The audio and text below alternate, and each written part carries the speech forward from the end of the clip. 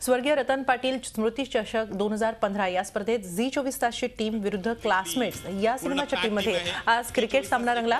डोंबिवलीत हा क्रिकेट सामना झाला। अभिनेता अंकुश चौधरी, अभिनेत्री सोनाली कुलकर्णी, अभिनेता सिद्धार्थ चांदेकर, सुशांत शेलार, अभिनेत्री पल्लवी पाटील, सुयश टिळक ही क्लासमेट्सची टीम मैदानात उतरली होती।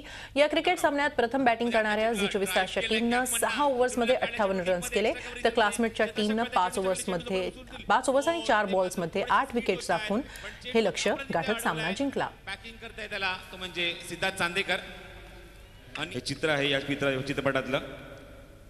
पाहूया मैदानावर मात्र झी24 तासला कशा प्रकारे परफॉर्म देतोय, कशा प्रकारे तास देतोय। होतं विकेट, चेंडूला शफलून खेळायचा प्रयत्न, क्लीन बोल्ड, फलंदाज बाद, बिग विकेट। पहिल्या यश मिळतंय झी24 तासला। कुठलीही धावसंख्या इथे मात्र धावफलक नसताना पहिला गडी बाद। ड्रिंक ब्रेक, मैदानामध्ये ट्रॉली येते आहे।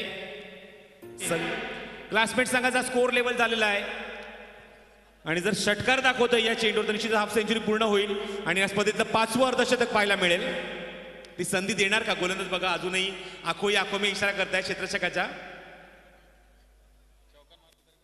चौकार जरी दाखवला तरी पण षटकार पूर्ण होईल। चेंडू हवेमध्ये, पाहायचं आहे कोणच खेळाडू जवळपास नाहीये आणि हे पाहायचं आहे स्पर्धेतलं अर्धशतक पूर्ण होत आहे का, पण नाही। पण आपल्या संघाला एक हाती विजय मिळवून दिलाय इम्रान महाडिक।